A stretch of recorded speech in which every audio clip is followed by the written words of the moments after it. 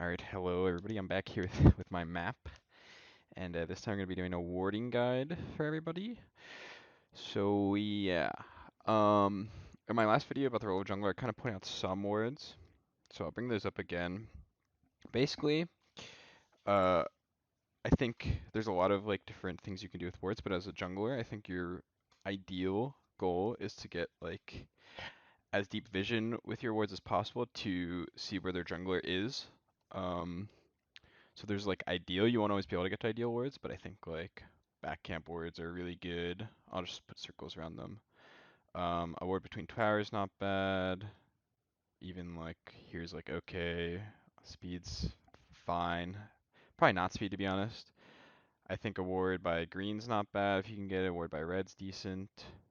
This is like an okay ward for pathing.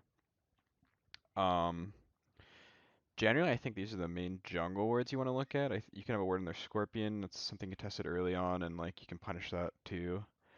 Good for your team to see. But yeah, generally, I think your main goal with these words should be to see where their jungler is or isn't. That's like the other part of words that maybe people don't think about as much. Say you have a word on their backs. If the backs are up and their jungler's not there, that means he's somewhere else, obviously, right? Simple enough logic.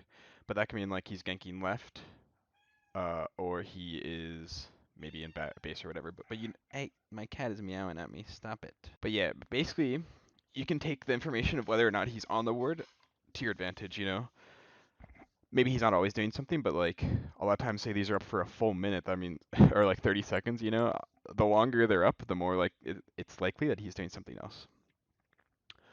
But yeah, generally these are the main jungle wards. Some other ones that are fine are just like around mid camps.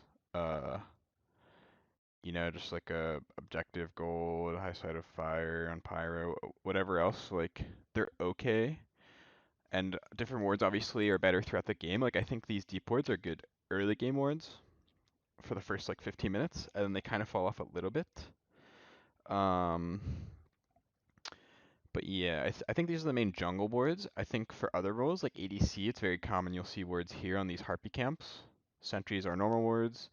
Solo laners like to ward these two spots. Maybe put a ward on blue. Um, Mid laners, obviously, they're more central or are more focused on the mid lane, so they could be on the high side of mid camps, they could be low side, depending on your sides, wherever, you know. Understanding like where other people ward is also pretty decent, because you can kind of try to play around those. Like it's most common for dual lane wards to be like if Hunter's gonna ward, they're probably gonna ward here. Solo laner's gonna ward, they're gonna ward these two spots, which means you can delay crossing these positions for ganks, you know, as long as possible. Like maybe say I'm on this top side, or say I'm on bottom side, it doesn't matter, because that's how the map's oriented. If I path like up here, I can maybe go around for a gank potential, you know, something like that, to try to dodge these wards if I think that they're there. If you're like communicating with your teammates, maybe they have an idea where people warded or didn't ward. But yes, similar idea for duo side. You can also path like this. I think you're a lot less likely to path through a ward if you go like yeah, this path generally compared to like pathing under and like up here. It's a like obviously there's different points for each pathing, but yeah, when you have an idea of where the words are going to be, you can try a different pathing, or maybe you like go under. You see they have a word, then you leave, then you go back up around. Something like if you really want to gank things, you can do things like that. But yeah, obviously, or basically, you can do different things based on what you think, like whether you think they have wards, but sometimes the most direct pathing to like if the guy's playing up here, it's not always correct just to beeline to him, you know, because different wards can give away the ganks. So sometimes it's better to go around, but yeah, it's also kind of just like the more you think about it, maybe the more like you'll get an understanding of when you should do certain things. It just takes a little bit of experience getting used to things. Shoot, another random word is decent for mid lane. Just up here, but yeah, I'm not too sure what else there is. Um, Okay, other than this, I guess this is, like I said, these are more the words generally that you'll see throughout the game that are pretty common. They obviously won't always be there. Um, but past that, I guess, can talk about late game words for flanks or objective words in general, which I think, like, it's not too uncommon, but, or yeah, I think it's fairly common that a jungler, you could, I mean, anybody would get sentries, but jungler, I think it's good to have a sentry. And say you want to play around mid camp flank, like you want to flank through here, right? You can make sure your sentry's always on the mid camps for firefights, just to make sure that you're unwarded and unseen when you're going through for potential flanks.